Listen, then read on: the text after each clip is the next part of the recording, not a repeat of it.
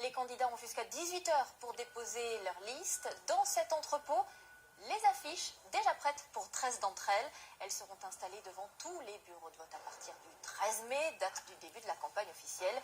Le scrutin, lui, aura lieu le 26 mai. Ce que l'on a envie de vous montrer, nous, aujourd'hui, c'est comment l'Europe intervient dans nos villages. Margot Subra-Gomez sera avec nous. D'abord, direction une petite commune de 326 habitants à la frontière entre l'Hérault et l'Aveyron. Elle vient d'obtenir du Wi-Fi gratuit pour tous, grâce à Bruxelles. Reportage de Véronique Gaglione et Françoise Mazou. Seille, c'est un seau en occitan, une cuvette non connectée, longtemps boudée par le réseau Internet. Et puis soudain, le mois dernier, les ondes ont percé les murs du village. Le Wi-Fi est arrivé. Et désormais, les jeunes sortent pour surfer sur du haut débit, une vingtaine de mégas providentiels. Je vais sur les réseaux sociaux, je vais aussi sur Internet, regarder un peu les jeux, les sites, je profite. À la maison, quand tout le monde est connecté, on n'a que 0,4, alors on est mieux dehors. Donc ça rame à la maison en fait. Ah oui, ça rame. Ça rame depuis des années. À 1000 km de là, Bruxelles vient de réveiller cette zone blanche. C'est l'Europe qui a financé le Wi-Fi gratuit dans les rues de Seille et Rocozelle. 10 antennes sur le domaine public et l'équipe municipale n'en revient toujours pas. Elles ont toutes la même forme, les bornes. Ouais, parce qu'en fait, il y en a une qui capte ton téléphone et l'autre qui oriente le signal sur ton téléphone précisément. Ils ont candidaté en novembre et puis voilà, le village a reçu 15 000 € pour l'installation de ces bornes Wi-Fi. C'est accessible à tous, donc les jeunes en sont friands puisque les jeunes ils sont tout le temps sur leur téléphone.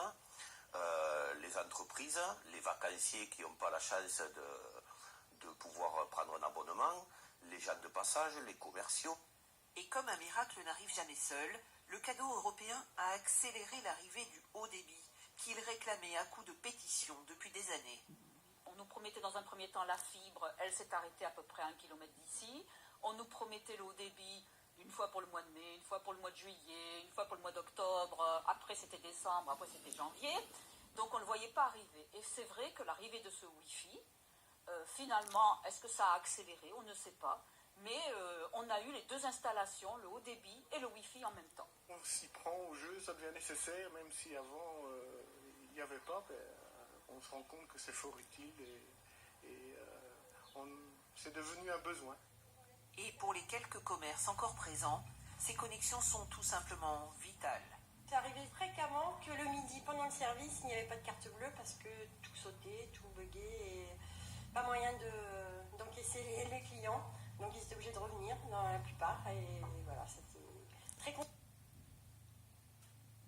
À prononcer We for You, 120 millions d'euros pour équiper 6 à 8 000 communes d'ici 2020.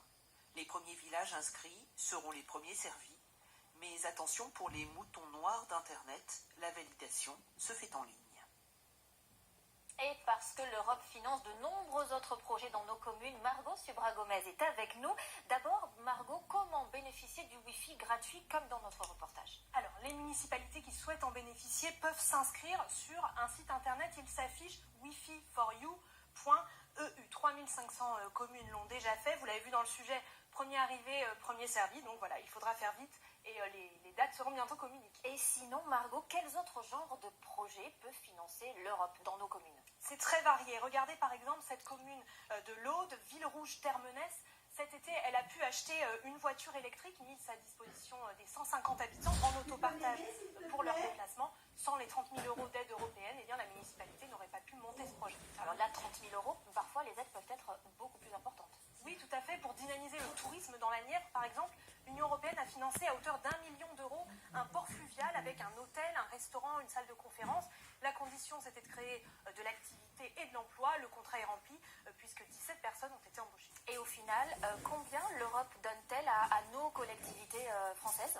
L'Union européenne leur donne 4 milliards d'euros en moyenne chaque année. Mais les démarches administratives pour monter un dossier sont complexes. Il faut instruire ce dossier de financement, l'étudier. Ensuite, il faut verser les fonds. Tout cela prend du temps. Résultat, 650 millions d'euros alloués par l'Europe pour la période 2014-2020 n'ont toujours pas été distribués aux communes. La France pourrait donc être être contraintes de rendre l'argent.